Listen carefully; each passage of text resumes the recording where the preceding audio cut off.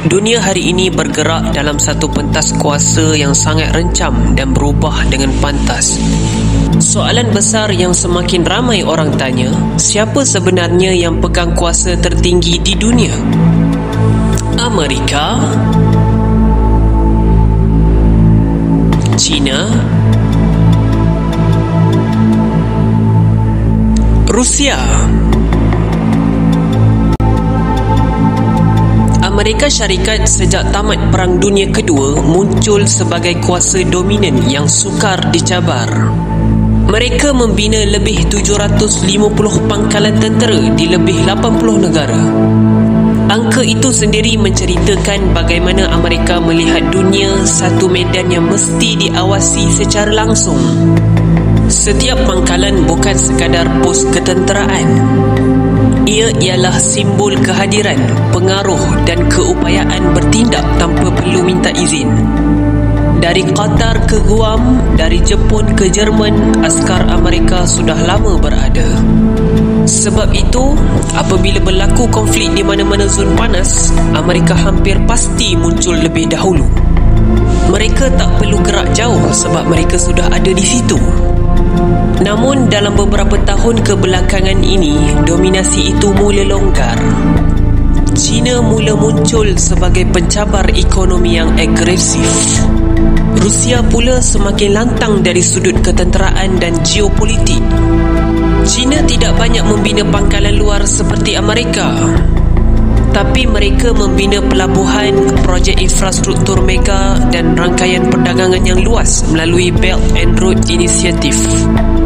Pengaruh mereka menyusup masuk perlahan tapi pasti.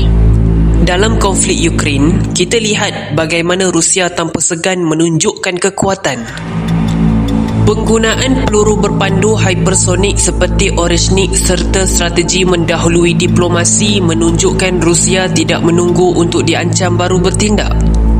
Namun begitu, Rusia berdepan dengan cabaran domestik yang berat. Ekonomi mereka tertekan, sekatan antarabangsa menyempitkan ruang bergerak. Tapi kelebihan Rusia ialah pengalaman dan keupayaan bertindak secara drastik. China pula bijak bermain dalam zon diplomasi dan ekonomi. Mereka tidak terlibat dalam konflik secara langsung, tapi sokongan mereka kepada Rusia dalam bentuk perdagangan dan teknologi menjadikan mereka rakan yang licik. Amerika pula masih punya kelebihan dalam sains, teknologi, ketenteraan dan jaringan global. Tapi masalah dalaman mereka semakin meruncing.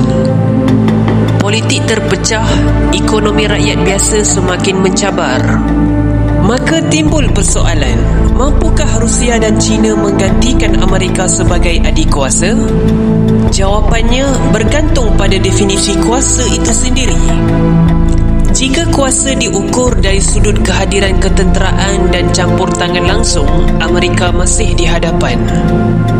Tapi jika kuasa bermakna keupayaan membentuk persepsi dan hubungan strategik, China sedang membina ruang itu dengan pantas. Rusia pula lebih sesuai digambarkan sebagai kuasa pengimbang.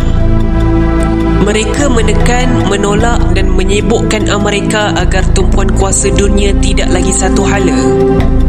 Apa yang menarik, kesemua kuasa ini sebenarnya saling memerlukan antara satu sama lain secara ekonomi dan keselamatan. Dunia tidak lagi bergerak dalam sistem kutub tunggal. Pakar geopolitik menyatakan bahawa kita kini berada dalam era multipolar. Tiada satu kuasa pun boleh tentukan haluan dunia sendirian.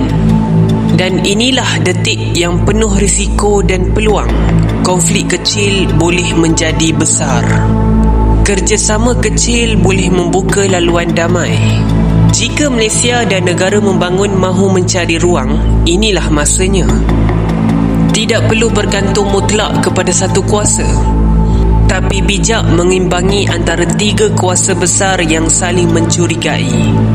Dalam masa yang sama, penting untuk memahami akar konflik dan struktur kuasa global agar kita tidak sekadar jadi penonton. Allahu Akbar. Dunia hari ini bukan lagi ditentukan oleh siapa yang paling kuat fizikal, tetapi siapa yang paling bijak membaca peta kuasa. Dalam permainan ini, ilmu ialah senjata dan buku ialah perisai.